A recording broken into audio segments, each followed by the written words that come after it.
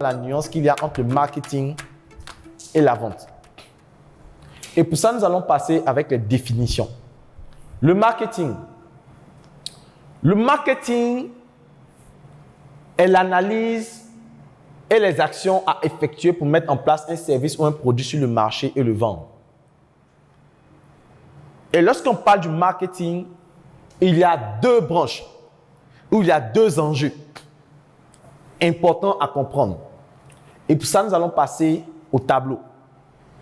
Lorsqu'on parle de marketing, la première dimension du marketing, c'est la dimension de la persuasion.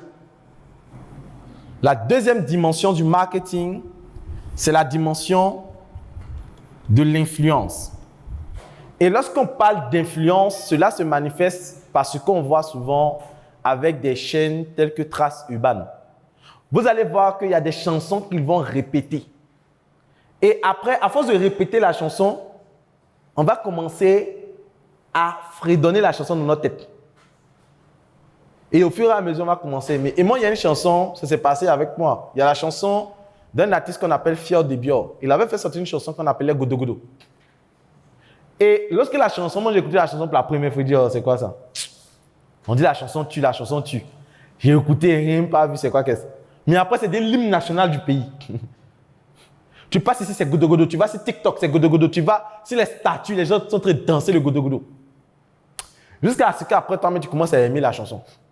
Inconsciemment. Inconsciemment. Parce que le marketing va viser à influencer. Et qui parle d'influence parle également de sens. Qui parle d'influence parle de sens. Et lorsqu'on parle de sens, il y a ce qu'on appelle la méthode Van Gogh. Et je ne suis pas fan des mots techniques, mais on va décortiquer pour voir c'est quoi. La méthode Van Gogh repose sur quoi?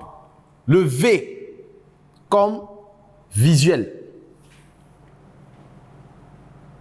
Le A comme auditif.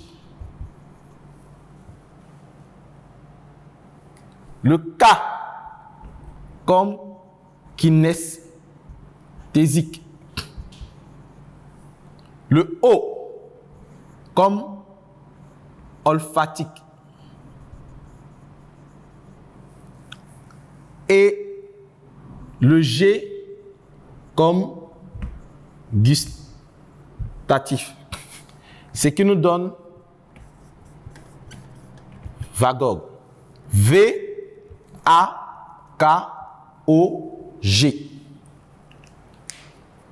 Donc, lorsqu'on va vouloir faire du marketing, on va travailler sur les visuels.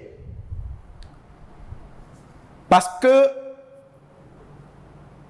le cerveau ou la transmission de l'information du visuel au cerveau est plus rapide que la transmission de l'information par le son. Et pour ça, il y a un test facile à faire. Comme on le dit, celui qui voit le lion venir et celui à qui on dit que le lion arrive, ils n'ont pas la même manière de courir. Quelqu'un qui voit serpent et celui à qui on dit il y a serpent, ils n'ont pas la même réaction. Puis quand tu vois le serpent, quand on dit serpent, tu es affolé, tu fuis. Mais quand tu as dit non, il y a serpent ici, on dit oh, il y a quel serpent? Il est où même? Mais c'est lorsqu'il va voir le serpent qu'il va pouvoir fuir, qu'il va sauter. Il va dire attends, mais il faut me dire qu'il y a serpent. Donc les visuels. On va, dans le sens du marketing, dans la dimension d'influence, on va utiliser des visuels pour pouvoir influencer la perception des gens. Avec les visuels, on est capable de pouvoir vendre un produit qu'on n'a même pas encore produit.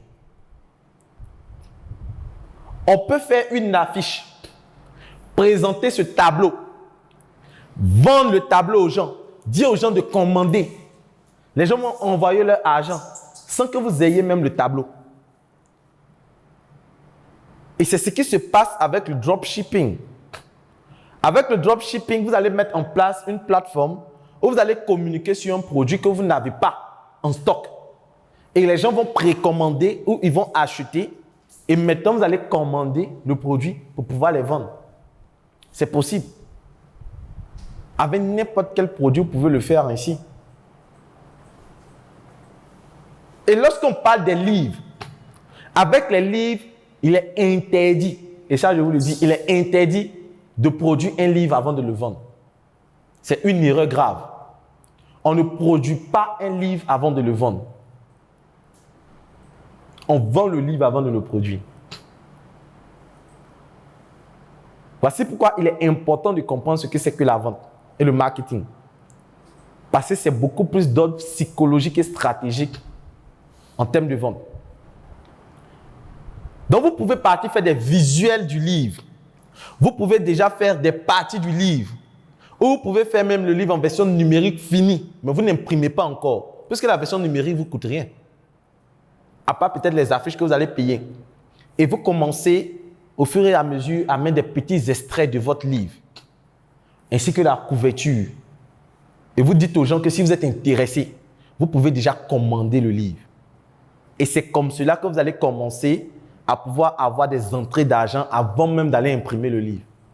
Et quand vous imprimez, vous savez que vous avez imprimé sur commande et là, vous écoulez votre stock.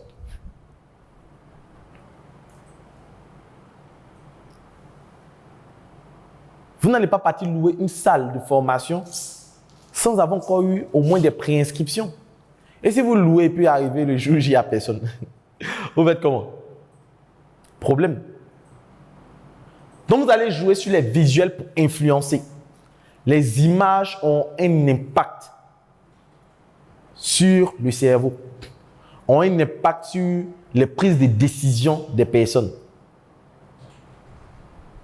Donc, pour influencer, on va s'appuyer sur les visuels. Après, nous avons le volet auditif. Le volet auditif, c'est de travailler sur ce que les gens entendent. C'est de travailler sur ce qu'on dit de vous.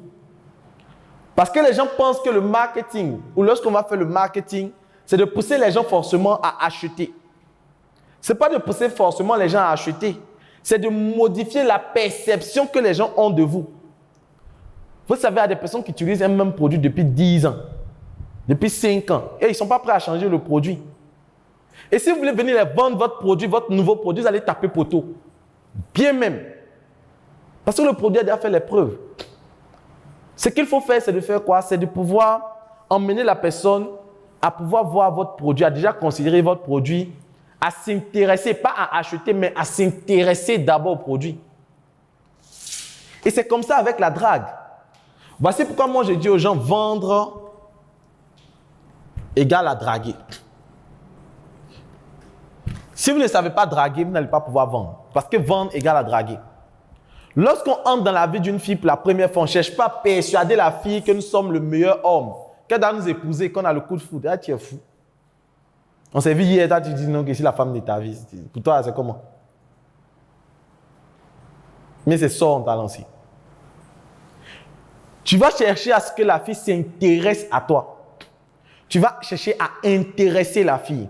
Tu vas chercher à intéresser les personnes qui sont susceptibles d'acheter ton produit ou ton service. Et ça, tu vas jouer sur ce que les personnes vont entendre de toi, de ce que les gens vont entendre de ton produit, de ce que les gens vont dire de ton produit, ce que les gens vont dire de ton service. Voici pourquoi vous devez faire attention à ce qu'on dit de vous. Lorsqu'on est dans le domaine de la vente, ne dites pas que ce qu'ils pensent, c'est ce qu'ils pensent, ça c'est à leur niveau, moi je m'en fous. Non!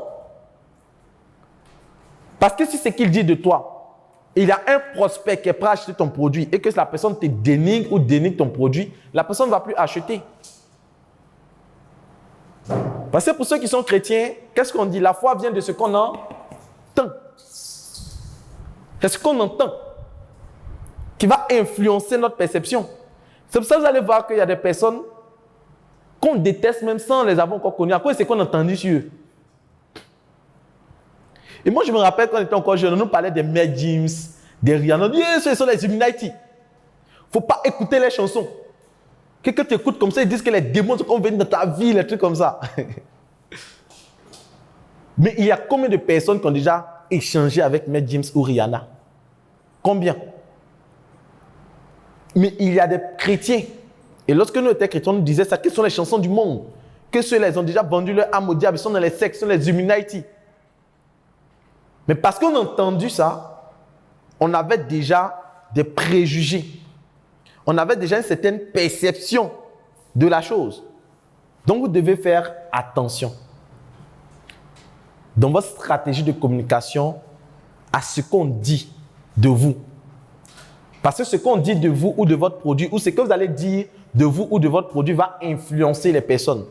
Parce que qui parle d'influence parle de toucher les sens.